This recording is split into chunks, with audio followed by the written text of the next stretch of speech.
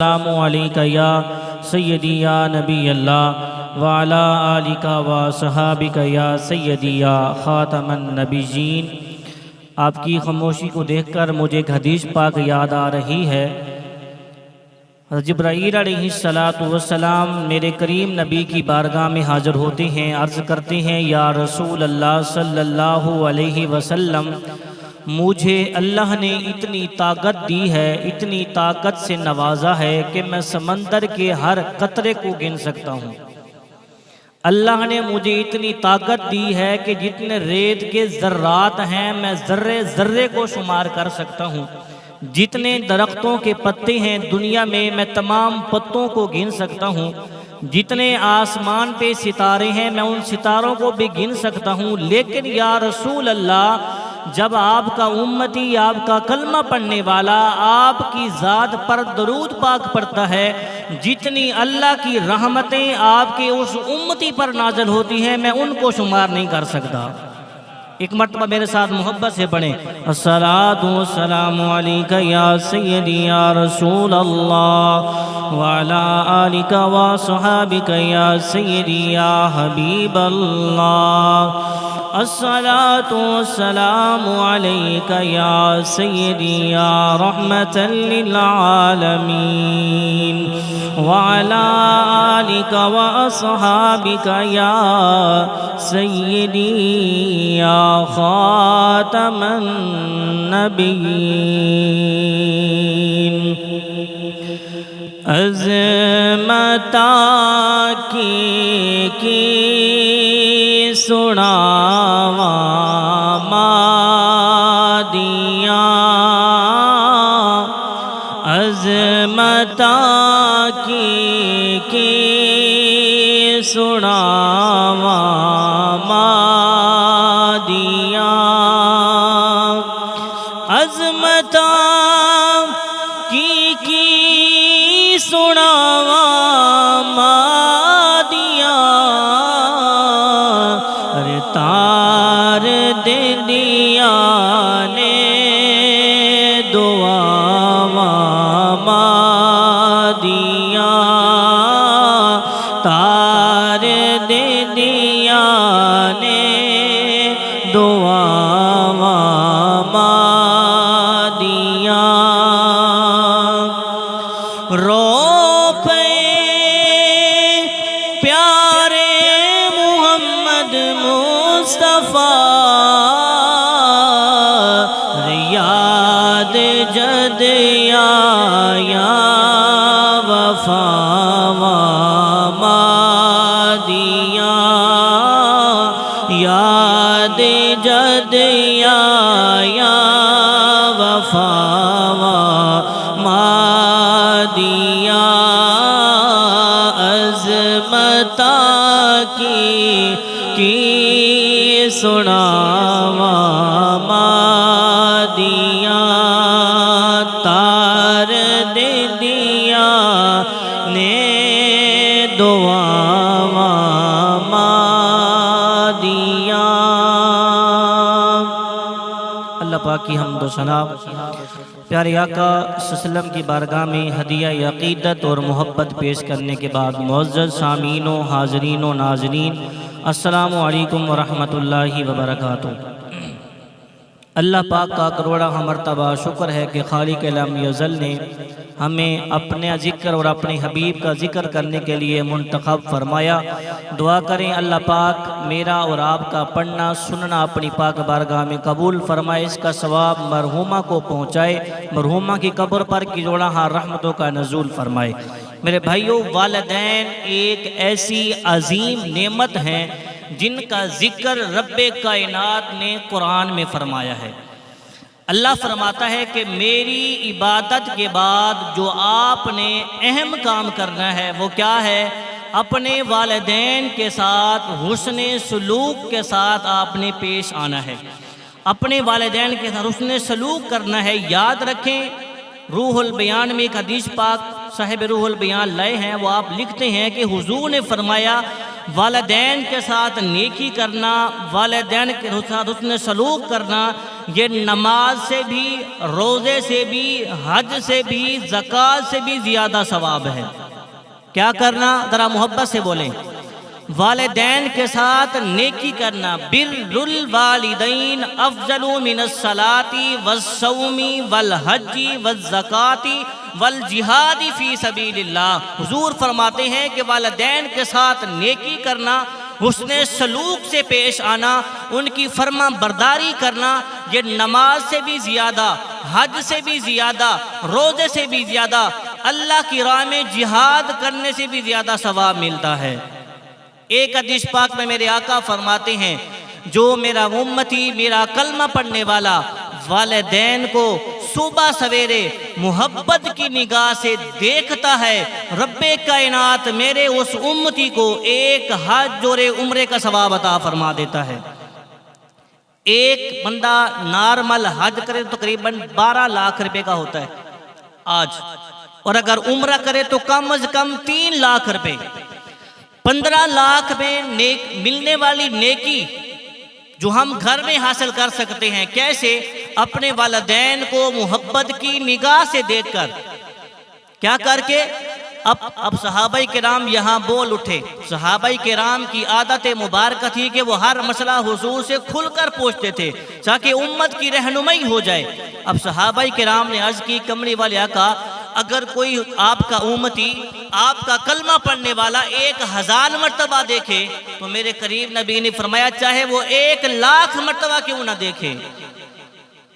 اگر ایک بندہ 15 لاکھ لگا کر حج یا عمرہ کرے، گارنٹی نہیں دے سکتا کہ حج قبول ہوا یا نہیں ہوا، عمرہ قبول ہوا یا نہیں ہوا، لیکن یہ گارنٹی میرے آقا نے دی ہے۔ کیا فرمایا؟ جو میرا امتی، میرا کلمہ پڑھنے والا صبح سویرے اٹھ کے محبت کی نگاہ سے والدین کو دیکھے گا، محبت کی نگاہ سے والدہ کے چہرے کو دیکھے گا، رب کائنات میرے اس امتی کو ایک حج اور ایک عمرے کا ثواب عطا فرمائے گا۔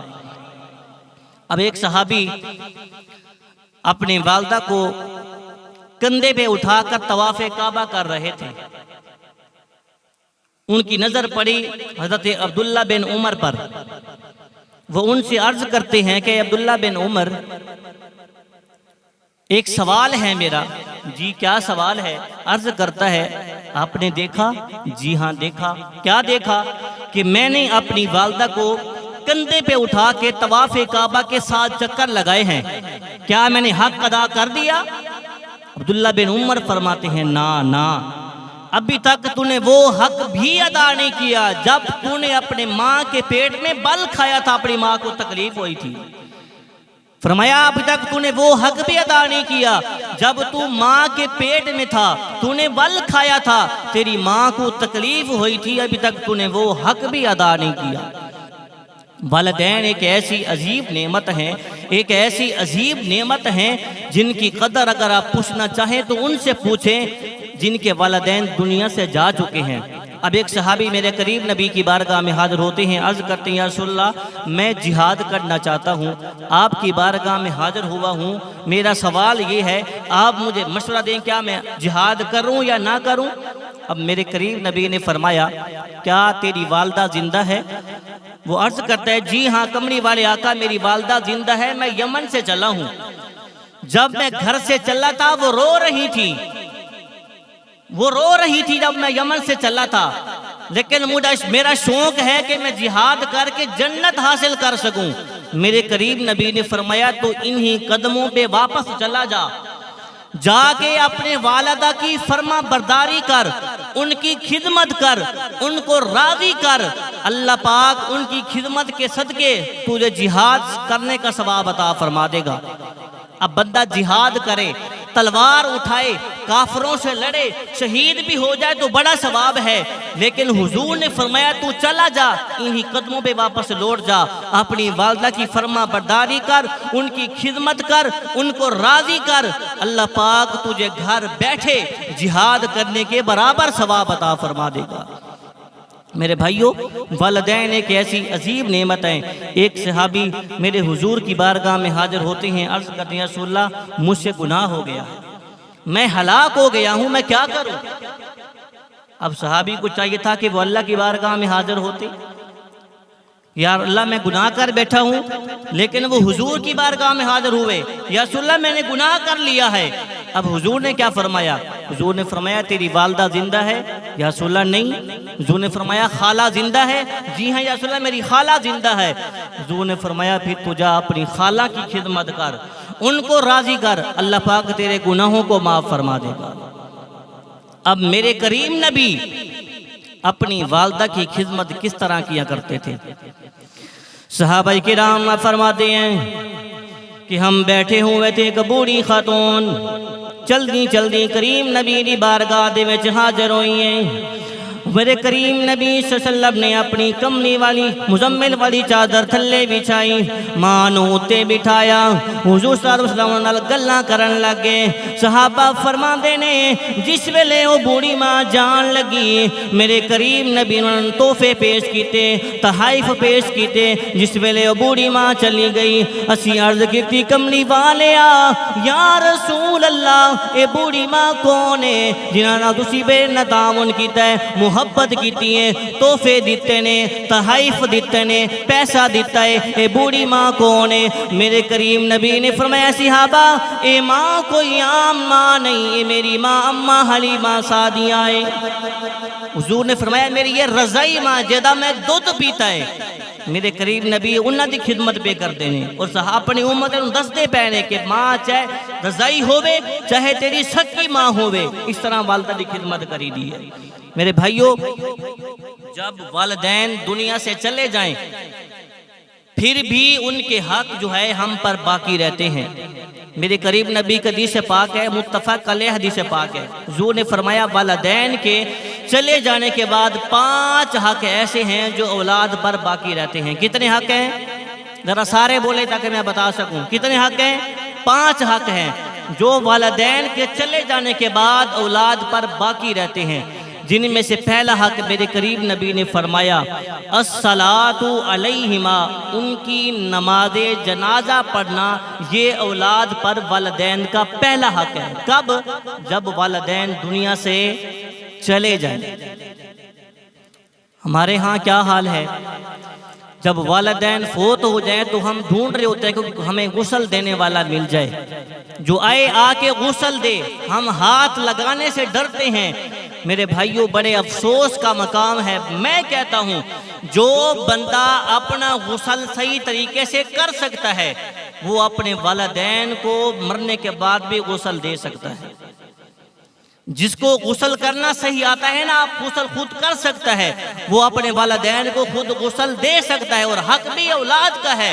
جب والدین فوت ہوں تو بیٹے کا حق بنتا ہے غسل دے، جب ماں فوت ہو تو بیٹی کا حق بنتا ہے غسل دے، نہ کہ ہم باہر سے بندہ لے کر آئیں، خود غسل دیں تاکہ کوئی کمی پیشی ہو، کوئی عیب ہو، بیٹا ہوگا تو چھپا لے گا، کوئی اور ہوگا تو کبھی نہ کبھی ظاہر کر دے گا۔ اس لیے میرے قریب نبی نے فرمایا جب والدین دنیا سے چلے جائیں اولاد پر حق ہے کہ غسل خود دے۔ تو پہلا حق کیا ہے؟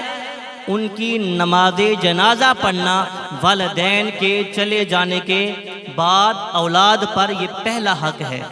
دوسرا حق میرے قریب نبی نے فرمایا وہ یہ ہے، اگر والدین کسی سے وعدہ کر کے گئے تھے رشتے کا، پیسوں کا، جائیداد کا یا کسی اور چیز کا، اولاد پر یہ حق بنتا ہے کہ والدین کے چلے جانے کے بعد والدین کے وعدوں کو پورا کرے، آنکھیں نہ دکھائے، کیا کرے؟ پورا کرے۔ یہ دوسرا حق میرے قریب نبی نے فرمایا کیا ہے کہ والدین اگر وعدہ کر کے گئے تھے کسی کے ساتھ رشتے کا یا کسی اور چیز کا تو اولاد پر یہ حق ہے کہ والدین کے جانے کے بعد اپنے والدین کے وعدوں کو پورا کرے۔ اور تیسرا حق میرے قریب نبی نے فرمایا اگر والدین مقروض تھے، ان پر قرض تھا، قرض ادا کرنے سے پہلے دنیا سے چلے گئے، قرض ادا نہیں کر سکے، قبر میں چلے گئے، موت نے ان کو مہلت نہیں دی، اب اولاد پر حق ہے کہ والدین کے چلے جانے کے بعد والدین کے قرضوں کو اتارے۔ یہ تیسرا حق میرے کریم نبی نے فرمایا۔ اور چوتھا حق میرے کریم نبی ارشاد فرماتے ہیں کہ جس طرح والدین اپنے عزیز و اقارب کے ساتھ حسن اخلاق کے ساتھ پیش آتے تھے، اچھے اخلاق سے پیش آتے تھے۔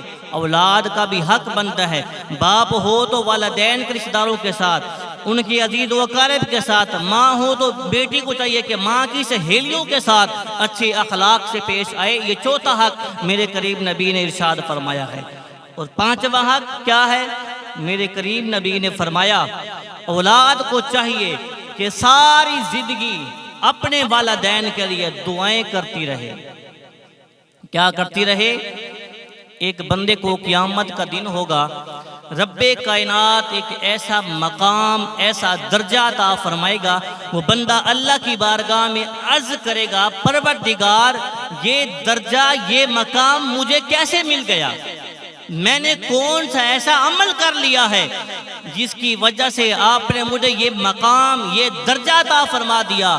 اللہ فرمائے گا میرے بندے یہ مرتبہ، یہ مقام، یہ درجہ تیرے عمل کی وجہ سے نہیں ملا، بلکہ جو تو پیچھے اپنی اولاد چھوڑ کے آیا تھا وہ تیرے لیے دعائیں کرتے رہے، استغفار کرتے رہے، اس استغفار کے صدقے سے میں نے تجھے آج یہ مقام عطا فرما دیا۔ تو پانچواں حق کیا ہے؟ کہ اپنے والدین کے لیے ان کے چلے جانے کے بعد ساری زندگی ان کے لیے دعائیں کرتی رہے۔ اب یہاں علماء کرام نے بڑی پیاری بات لکھی ہے۔ علماء کرام فرماتے ہیں کہ اولاد اپنے والدین کے لیے ساری زندگی دعائیں کیسی کر سکتی ہے، کیسے کرے؟ تو فرماتے ہیں کہ اولاد کو چاہیے کہ وہ نمازی بن جائے۔ مشکل گل کر دیتی ہے، محبت سے بولے نا سبحان اللہ۔ اولاد کیا کرے؟ نمازی بن جائے۔ جب نماز کے لیے پانچوں ٹائم اللہ کے بارگاہ میں جائے گی، مسجد میں جائے گی یا گھر میں نماز پڑھے گی، ہر نماز میں یہ دعا مانگے گی ربنا اغفر لی ولوالدی وللمؤمنین یوم یقوم الحساب۔ تو مجھے بتائیں والدہ کی روح کتنی خوش ہوگی، ماں باپ کی روح کتنی خوش ہوگی کہ آج میرا بیٹا میرے لیے نماز میں دعائیں مانگ رہا ہے۔